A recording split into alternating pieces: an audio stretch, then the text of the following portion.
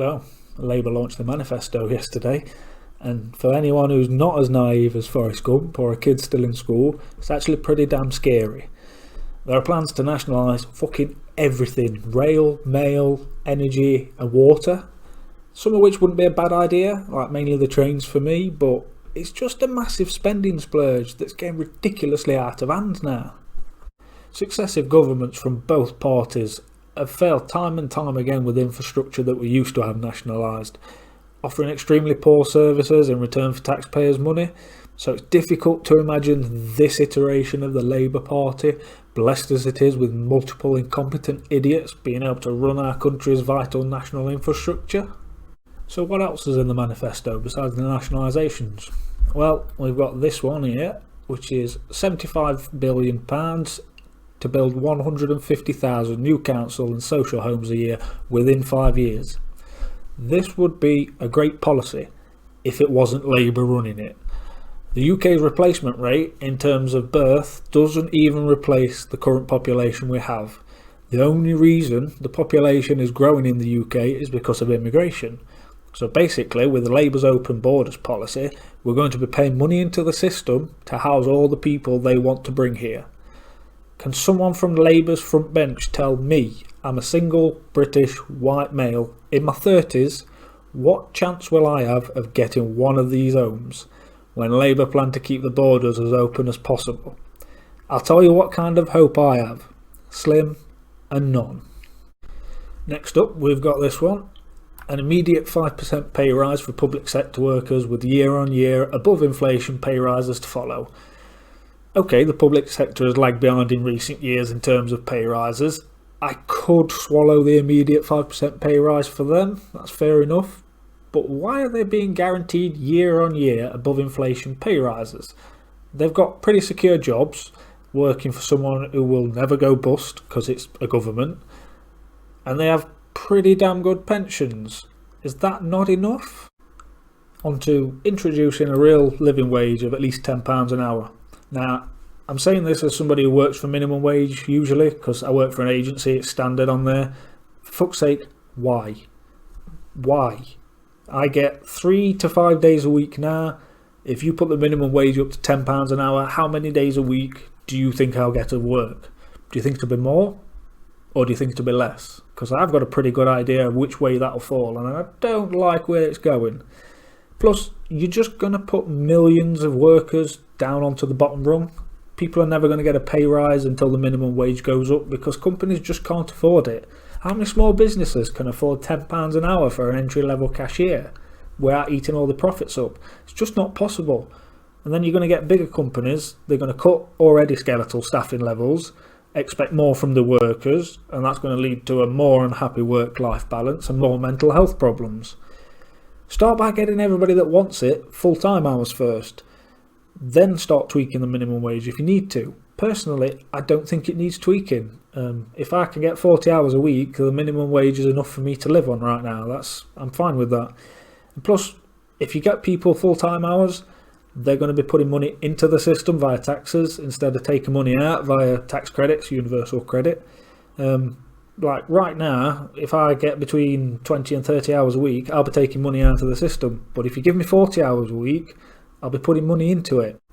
Reviewing the retirement age for people in hard manual jobs. Now, usually people in hard manual jobs are not bloody shirkers. They don't want anything that their peers aren't also getting. I know people in manual work now who have a full 35-year pension behind them, but they still go to work every day because it just gives them a sense of routine and belonging. Why not just work hard to retrain people over a certain age who actually want to change jobs, or are starting to feel the pace if they're in manual jobs? Like, you don't need to just bring the retirement age down for people who are in that. Just move them into another job. Like, we have an ageing population, we need to make use of everything we can. If people want to keep working, which a lot of people still do because they're of that generation, then let them work. Introducing a second homes tax.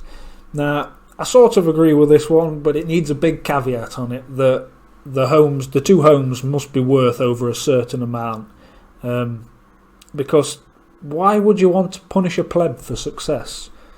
A few people I went to school with are close to paying off their mortgage and plan to rent out that house and start paying the mortgage on a second home so they can build for the children and for the grandchildren and future generations. You can buy 2 or 3 bedroom semi-detached house in my area for less than £100,000, believe it or not. Why would somebody who's basically just clawed their way out of a swamp and onto a life raft get hammered with a new tax from the state?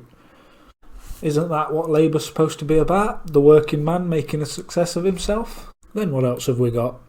Reversing inheritance tax cuts and imposing VAT on private school fees. The state hammers the middle class. Giving EU nationals living in the UK the automatic right to stay. Now, I'm a Leave voter and I wholly agree with this one. I realise some people on my side of the fence don't agree, but since smashing the slave trade and the 2 Great Wars, the UK has always tried to be the good guy. This is another scenario where we should be the good guys again, in my opinion. Regardless of what the EU says about our citizens in the EU, we should give EU nationals currently living in the UK the automatic right to stay, in my opinion. Reinstating 3,000 bus routes that have been cut. Now, first and foremost, they were cut because they didn't make money. I realised that to reinstate them, the services would be loss-making and they would need to be subsidised. But on a purely selfish and personal level, I want them back. My area is surrounded by a lot of old mining towns and villages. We've really suffered from cuts to rural bus services. You can't get in and out of some villages after 6 p.m. On any form of public transport. People shouldn't be cut off like that. It not only affects people from a social point of view, but from an occupational one too. There are so many jobs nowadays at entry level that require people to be flexible with the working patterns. How do people with no bus services after 6 p.m. do this? Free broadband for all, delivered by part nationalising BT. Ugh, nationalise the internet? Are you bloody serious? Who in the blue hell trusts this Labour Party to police the internet? Their momentum cronies tried to get people no platforms or sacked from their jobs almost every day of the week. But you want them to trust you on our pissing internet? Sod off, mate. Chinese-style censorship within a year, guaranteed. A £3 billion plan to offer adults in England free access to retraining. I like this idea. I'm not sure why it should cost $3 billion, but I see the motivation behind it, especially as I work in occupations that are at risk from AI and automation. In the next 20 years or so, there's going to be a huge shift to automation, and specific fields of work will just no longer be needed to be done by humans. We're going to end up with an untrained workforce, not ready for jobs like programming, engineering and maintenance that will spring up from the introduction of automation. The retraining shouldn't just be a free-for-all open to everyone though. It should be for people whose jobs are actually at risk due to progression. Otherwise, you're just throwing money in a black hole again and anybody can take it. Free personal at-home care in England for over 65s most in need of it. More free shit. How about less individualism and some communitarianism, Jezza? No? A significant portion of the over 65s need some form of care because their middle class children don't want to inconvenience their own lives and help out themselves. This is why the Remainer elite are obsessed with open borders. They need those Eastern Europeans to care for their parents while they gallivant off on marches in London aimed at overturning one of the biggest democratic exercises in this country's history. A pledge to renew the Trident nuclear deterrent and spend at least 2% of GDP on defence. This is even though Corbyn said in 2017 that he would press the button, so what's the point in having it? Either he's willing to press the button and he'll keep it, or Labour pledge to scrap it. There's no point having it if your enemies know that you're never going to use it. Just for clarity, I'm not advocating getting rid of Trident myself. I just want Labour to be honest about it. Reduce the voting age to 16 because Labour know that the only people daft enough to vote for them are kids who have absolutely no bloody idea that they're mortgaging their own futures and their own prosperity. Speaking after his manifesto launch, Corbyn insisted Labour's policies were fully costed and popular. Well, yeah, free shit is normally popular, mate, especially with folks that have got no idea that they've got to pay for it further down the line. The BBC economics correspondent said Labour's manifesto pledges would add 83 billion to annual spending, government spending by 2024. But don't worry, folks, just don't worry, because Diane Abbott's fully costed this on the inside of a chocolate bar wrapper.